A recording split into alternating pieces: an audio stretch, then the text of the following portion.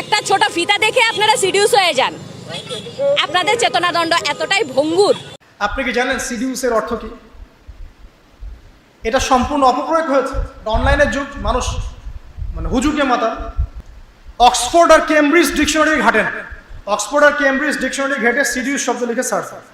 এই উম্মতের মধ্যে অশ্লীলতা বাড়বে কখন? যখন এমন এক শ্রেণীর মেয়ে আত্মপ্রকাশ পাবে, আত্মপ্রকাশ ঘটবে তাদের, যাদেরকে আমি দেখিনি। নবীজি বলছেন লাম আরাহুমা, আমি ওদেরকে দেখি নাই।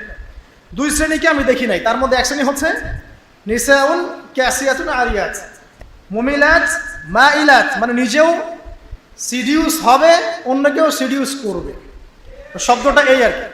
এই শব্দ 1450 বছর আগে নবীজি বলে গেছে যে দুই শ্রেণীর মানুষকে আমি দেখি নাই। লাম আরাহুমা, আমি দেখিনি মানে ওই যুগে এরকম গেট আপে কোনো মেয়ে চলতো না, সিম্পল, তাই তো? ওই যুগে যদি ওই রকম গেট আপে কেউ চলতো, নবীজিকে বলতেন আমি দেখি নাই? নবীজি বলছেন আমি দেখি নাই। কোন কোন মেয়েদেরকে দেখেন নাই?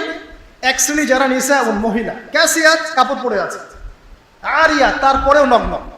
ব্যাখ্যা করতে হবে, তার মানে কাপড় পরেও নগ্ন শ্রেণীর মেয়েরা নবীর যুগে ছিল না, সিম্পল।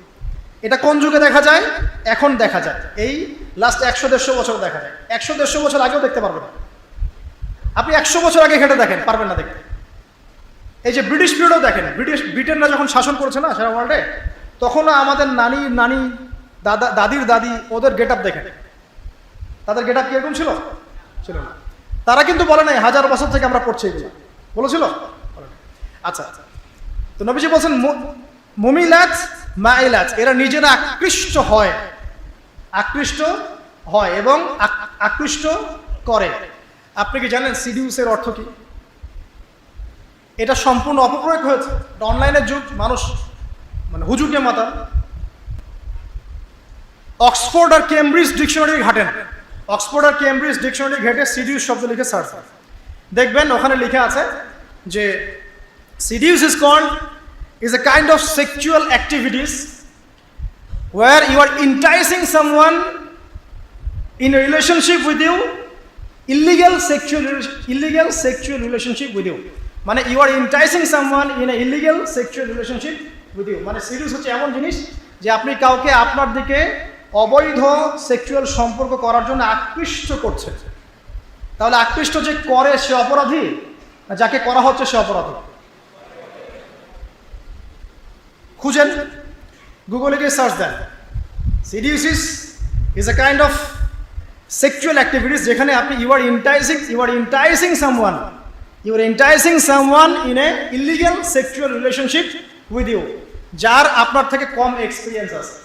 পড়ে দেখেন, কেমব্রিজের মধ্যে লেখা আছে যে এমন একজনকে আপনি আপনার দিকে সেক্সুয়ালি প্রলুব্ধ করছেন, ইন্টাইস করছেন, যার আপনার বিষয় সম্পর্কে জ্ঞান কম, আপনার সাথে সেক্সুয়াল বিষয় সম্পর্কে তার জ্ঞান কম, আপনার জ্ঞান বেশি।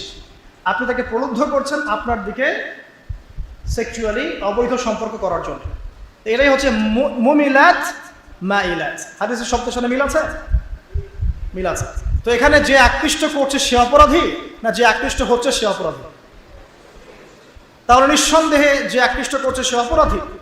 আর তার অপরাধের কারণটা এখানে কি? তার পোশাক এবং তার দেহের প্রদর্শনী নয়, নাকি অন্য কিছু? নিঃসন্দেহে এটা। এবং এটা ভালো পোশাক পরেও মানুষ অন্য কাউকে আকৃষ্ট করতে পারে। ভালো পোশাক পরে আছেন কিন্তু কথার মাধ্যমে আকৃষ্ট করতে পারেন, ফোনের কলসের মাধ্যমে আকৃষ্ট করতে পারেন, ডেটিংয়ের মাধ্যমে আকৃষ্ট করতে পারেন, অন্যভাবেও করতে পারেন। এখানে শুধু পোশাকটাই মূল ইস্যু নয়, এখানে আরও অনেক ব্যাপার আছে।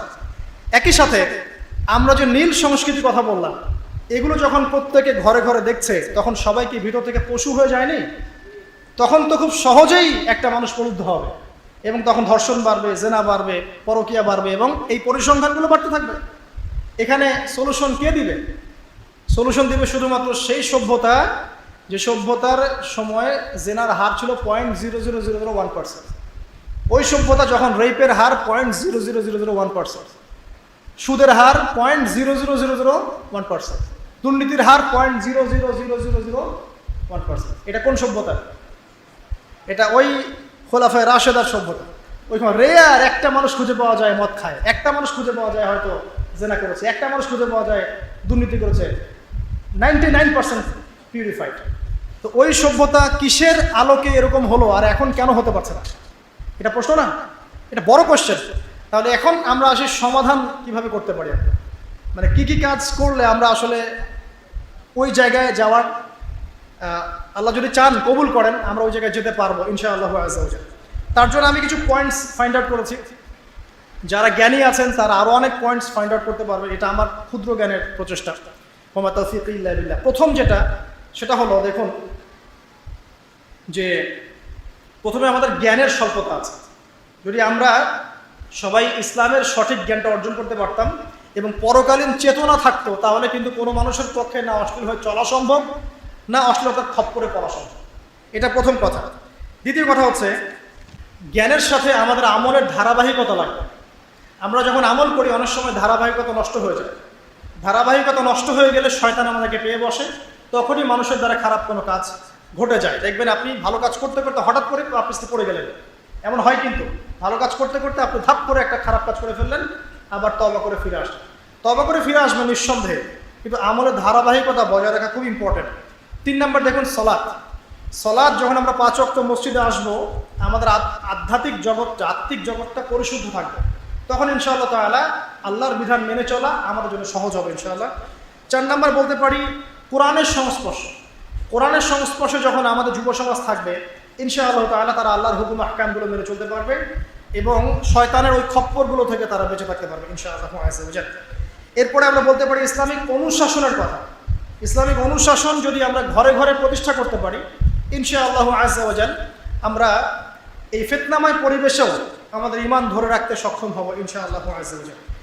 দ্বীনি শিক্ষা এবং দ্বীনি পরিবেশ, দ্বীনি শিক্ষা এবং দ্বীনি পরিবেশটা এইসব অশ্লীলতা রোধ করার অন্যতম নিয়ামক হবে ইনশাআল্লাহ। এরপরে আমি বলবো যে পর্দার বিধানগুলো মেনে চলা। শুধুমাত্র পোশাক সব কিছু নয়, তবে পোশাক অনেক কিছু। পোশাকে সব কিছু নয়, কিন্তু পোশাক কিন্তু অনেক কিছু, ঠিক আছে? তো পোশাকও ঠিক রাখছি, আবার নামাজও পড়ছি, এখানে রোজাও রাখছি, আমরা দ্বীনি কাজে ব্যস্ত থাকছি, দ্বীনি পড়াশোনায় ব্যস্ত থাকছি, আমর বিল মারুফ নাহি আনিল মুনকারের কাজ করছি এবং আল্লাহওয়ালা মানুষের সাথে থাকছি। তখন দেখবেন আত্মিক জগৎটা আল্লাহ নূর দ্বারা পরিপূর্ণ হবে ইনশাআল্লাহ। তখন আপনি জেনা, ব্যভিচার, পরকীয়া এগুলো থেকে দূরে থাকতে পারবেন ইনশাআল্লাহ, পর্ন ছাড়তে পারবেন ইনশাআল্লাহ। এরপরে আমি গিয়ে বলবো যে বিয়ে সহজ করার ব্যাপারে। এরপর যদি আমরা বিয়েটাকে সহজ করে ফেলি, সহজ বলতে সরকার বয়স দিয়েছে আলহামদুলিল্লাহ, থাক ওই বয়সে বিয়ে দেন, কিন্তু বয়স হয়ে গেলে বিয়ে দিয়ে দেন। 18 বছরে বিয়ের বয়স হয়ে যায়, আপনি এদিকে 32 পর্যন্ত অপেক্ষা করছেন, 25 পর্যন্ত অপেক্ষা করছেন, 18 হয়ে গেছে, 20 বছর আপনি বিয়ে দিয়ে দেন। যত দ্রুত আপনি যত সহজ করবেন বিয়েটাকে, তারা কিন্তু তাদের এই যে তারুণ্যের যে উন্মাদনা বলে একটা, তারুণ্যের উন্মাদনা, এখান থেকে তারা বেঁচে থাকতে পারবে এবং পাপিস্তানো থেকে তারা ইনশাআল্লাহ তাআলা সঠিক পথে থাকবে এবং তার পুরো ম্যারিড লাইফটাই কিন্তু ইবাদত হিসেবে গণ্য হবে। এখানে আমার ছেলে হোক বা আমার মেয়ে হোক, তার জন্য বিয়েটাকে সহজ করা উচিত। গার্ডিয়ানদেরকে রিকোয়েস্ট করবো এটা আপনারা করুন, আদারওয়াইজ আপনার ছেলে কখন দেখবেন অন্ধকার জগতে পা বাড়িয়ে ফেলেছে আপনি কিন্তু বুঝতে পারছেন না। আপনার মেয়ে অনেক আগেই বড় হয়ে গেছে, আপনি কিন্তু বুঝতে পারছেন না। এর মধ্যে সে অনেক ঘটনা ঘটিয়েও ফেলেছে, হয়তো আপনি জানেন না। এই কারণে বৈধ পথে ছেলে মেয়েদেরকে একটা ইসলামিক অনুশাসনপূর্ণ জীবন দিন, ইনশাআল্লাহ সুখী হবে ইনশাআল্লাহ। বিয়ের ক্ষেত্রে মোহরটাকে রিজনেবল করেন, এত উচ্চ মোহর দেওয়ার দরকার নেই যে ওটা পরিশোধ করার কোনো সামর্থ্য নেই। আর আমি বলবো যে এটার জন্য আপনাকে খুব বড় কোনো বিজনেস করতে হবে, বড় কোনো জব করতে হবে জরুরি না। হালাল কোনো রিজিকের ব্যবস্থা হলেই আপনি বিয়ে করতে পারেন। আল্লাহ পাক বলেছেন যে বিয়ের পরে আল্লাহ নিজেই রিজিকের দরজা খুলে দেবে ইনশাআল্লাহ। তো এখানে ঘাবড়ানোর কিছু নাই।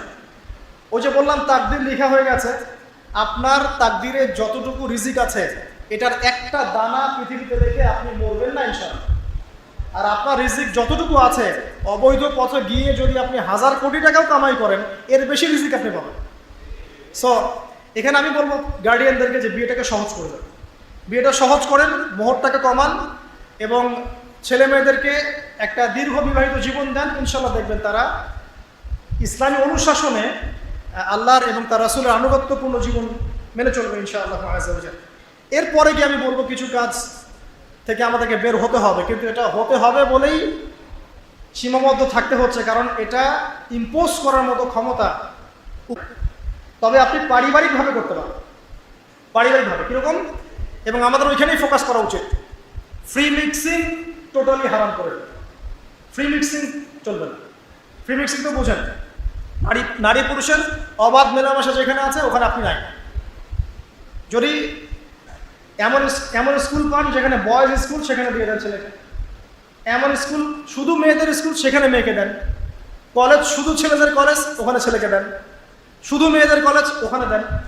এটা কিন্তু একমাত্র সলিউশন না, অনেক সলিউশনের একটা সলিউশন বলছে। ওখানে দেওয়ার পরেও ছেলে বিগড়াতে পারে, বেলাইনে যেতে পারে, এখানকার মেয়ে স্কুলের মেয়ে ছেলে স্কুলের ছেলের সাথে প্রেম করতে পারে। কিন্তু অনেকগুলো সলিউশনের একটা সলিউশন হতে পারে যে ফ্রি মিক্সিং থেকে রোধ করে, ফ্যামিলি থেকে রোধ করে। তারপরে যত প্রকার পর্ন সাইট আছে সব পর্ন সাইটকে ব্লক করতে হবে। এবং সারা ওয়ার্ল্ডে যত ধর্ষণের হার বাড়ছে, পরকীয়া জেনার হার বাড়ছে, এগুলোর মূল কারণ হচ্ছে পর্ন। এটা কিন্তু মূল কারণ, যে পোশাক খুলে ফেলার সংস্কৃতি, নীল দর্পণ, এটা কিন্তু এই পর্নোগ্রাফির সভ্যতা থেকে এসেছে। ওই সভ্যতা তো পচে গেছেই, ওর তো আর ইজ্জত সম্মানে কিছু বাকি নাই। মুসলিমদের যতটুকু বাকি আছে এটা ধরে রাখার জন্যে পর্ন সাইটগুলোকে বন্ধ করা খুব জরুরি। যদি এটা না করতে পারি, আলেম জালেম সবাই ধ্বংস হয়ে যাবে। দলিল যায়নাব বিনতে জাহাশ রাদিয়াল্লাহু আনহা, তিনি বলছেন, ইয়া রাসূলুল্লাহ আনুহলিকু ওয়া ফিনা সালিহুন, আমাদের মধ্যে সৎ মানুষ থাকা সত্ত্বেও কি আমরা ধ্বংস হয়ে যাব? নবীজি বলছেন, ওয়াইলুল লিল আরব মিন শাররি ক্বাদ ইখতারাব। একটা হাদিস আছে না, যে আরবদের জন্য ধ্বংস, কি ভয়ঙ্কর বিপদ নেমে আসলো। তখন যায়নাব বিনতে জাহাশ রাদিয়াল্লাহু আনহা তিনি বলছেন, আনুহলিকু ওয়া ফিনা সালিহুন, ইয়া রাসূলুল্লাহ, যখন আমাদের মধ্যে সৎ মানুষ থাকবে, আলেম বুজুর্গ পীর এরকম মানুষও থাকবে, তখনও কি আমরা ধ্বংস হয়ে যাব? তখন নবী সাল্লাল্লাহু আলাইহি ওয়াসাল্লাম বলছেন, নাম, হ্যাঁ ধ্বংস হবে। ইযা কাসরাতুল খানা, যখন অশ্লীলতা ছড়িয়ে, যখন অশ্লীলতার মহামারী ছড়িয়ে পড়বে, তখন আলেম জালেম সব ধ্বংস হবে। তো এটা ছড়িয়ে পড়ার মূল বিষয়টা হচ্ছে পর্ন। এই পর্ন এবং নীল সভ্যতা, নীল দর্পণের মধ্য দিয়ে সারা ওয়ার্ল্ড ওয়াইড আজকে এটা ছড়িয়ে পড়েছে। মুসলিম কান্ট্রিগুলোতে এগুলো ইউজিং দিন দিন বাড়ছে। সো এটাকে কীভাবে ব্লক করবে? যদি উপর থেকে ব্লক না করা হয়, তাহলে আপনাকে আপনার সেলফোনে, আপনার পিসিতে, আপনার ল্যাপটপে এমন সফটওয়্যার বা কিছু ইনস্টল করতে হবে যে এগুলো যেন দেখা না যায়। এরপরেও বাঁচা খুব মুশকিল। ফেসবুকে ঢুকবেন, আপনার চোখের সামনে চলে আসবে। ইউটিউব স্ক্রল করবেন, চোখের সামনে চলে আসবে। কি করবেন? এই জন্য আজকে একজন বুজুর্গ আলেম, যার পিছনে আমরা জুমার নামাজ পড়েছি, আমাদের দেলোয়ার হোসেন হুজুর আকবর কমপ্লেক্সে, উনি বলছিলেন একজনকে যে স্মার্টফোন থাকলে ভেঙে ফেলতে হবে, তাছাড়া তুমি বাঁচতে পারবে না। একজন প্রশ্ন করেছে চোখের হেফাজত কেমন করে করবো, তিনি বলছেন স্মার্টফোন ভেঙে ফেলতে হবে। এটাও তো পসিবল হচ্ছে না, সবাই তো করতে পারছে না, অনেকের প্রয়োজন আছে। সেক্ষেত্রে ফাত্তাকুল্লাহ মাস্তাতাতুম, তোমরা সাধ্যমতো আল্লাহকে ভয় করবে। আর যখন আপনি দিনী পরিবেশে থাকবেন, নামাজ পড়বেন, কোরআন তেলাওয়াত করবেন, বেশি বেশি আল্লাহ জিকির করবেন, আল্লাহর প্রতি দাওয়াতি কাজ করবেন, হ্যাঁ, দিনী মানুষের সংস্পর্শে থাকবেন। তারপরে আপনি বিয়ে করেছেন, বাসায় স্ত্রী আছে, লজ্জাস্থান হেফাজত করার জায়গা আছে, ঠিক আছে, আপনার পবিত্র জায়গা আছে, এবং আপনি তার সাথে হ্যাপি, আপনার মনের মতো একজন স্ত্রী আপনি পেয়েছেন, তখন কিন্তু দেখবেন এই বিষয়গুলো থেকে আপনি খুব সহজেই বের হয়ে আসতে পারছেন। তো যাই হোক, পর্ন সাইটগুলো থেকে আমাদের বেঁচে থাকা আবশ্যক। আর অল কাইন্ডস অফ ড্রাগস, যত রকম ড্রাগস আছে, এই ড্রাগসগুলো থেকে আমাদেরকে বেঁচে থাকতে হবে। ড্রাগস মানে বোঝাচ্ছি মাদক। এটাও এই পর্নোগ্রাফি, রেপ, সমকামিতা, এগুলোর পিছনে ড্রাগসের একটা বড় ভূমিকা আছে, ঠিক আছে। আর সবাই যার যার ধর্মের প্রতি অনুগত থাকতে হবে। দেখেন, আমি বললাম হিন্দু ধর্মের পর্দার কথা আছে, খ্রিস্টান ধর্মের পর্দার কথা আছে। তারা যে জিসাস ক্রাইস্ট বলে, ওই যে মারিয়াম আলাইহিস সালামের কোলে দেখায় যে বাচ্চা, ওদের চার্চে দেখেন নাই? দেখেছেন না ছবিটা? যদিও এই ছবির কোনো ভিত্তি নাই, তারপরে দেখবেন যে ওখানে মাদার ম্যারির গায়ে যে পোশাকটা আছে, এটা শালীন পোশাক। খেয়াল করেছেন? তার গায়ে কিন্তু শালীন পোশাক আছে, কিন্তু ওই সভ্যতা কিন্তু এই পোশাক করছে না, কারণ ওই সভ্যতায় পর্নোগ্রাফি ছড়িয়ে দিচ্ছে। তাহলে ধর্মের সাথে কিন্তু এদের কোনো সম্পর্ক নাই। আদতে এই শ্রেণীর মানুষের সাথে ধর্মের কোনো সম্পর্ক না, তারা মুসলিম না, হিন্দু না, খ্রিস্টান না, বৌদ্ধ, এরা কিছুই না। এরা আসলে ওই যে শয়তান, ইউআরি সাওয়াতিকুম ওয়ারিশা, ওই আয়াতের পরে বললাম ইউবদিয়াহুমা মা উরিয়া আনহুমা সাওয়াতিহিমা, ওই যে তোমাদের লজ্জাস্থান উন্মুক্ত করে ফেললো, এর সাথে এরা জড়িত, ওই শয়তানের সাথে এরা জড়িত। ধর্মের প্রতি আমরা অনুগত থাকি, ইনশাল্লাহ দেখবেন সব ধর্মের মূলনীতির মধ্যে মিল আছে। তো মূলনীতির মধ্যে মিল থাকলে ইনশাল্লাহ আমরা সাম্যের সমাজ করতে পারবো ইনশাআল্লাহ। আর যত রকম অপসংস্কৃতি আছে এগুলোকে না বলতে হবে এবং পরকালীন চেতনাকে জাগ্রত করতে হবে যে আল্লাহ পাক আমার প্রত্যেকটা কাজ অবজার্ভ করছেন, নোট করছেন, প্রতিটা কাজের জন্য আমাকে আল্লাহর সামনে জবাবদিহি করতে হবে। এই সেন্স আমাদের থাকলে ইনশাআল্লাহ তাআলা আমরা পাপগুলো থেকে বেঁচে থাকতে পারবো।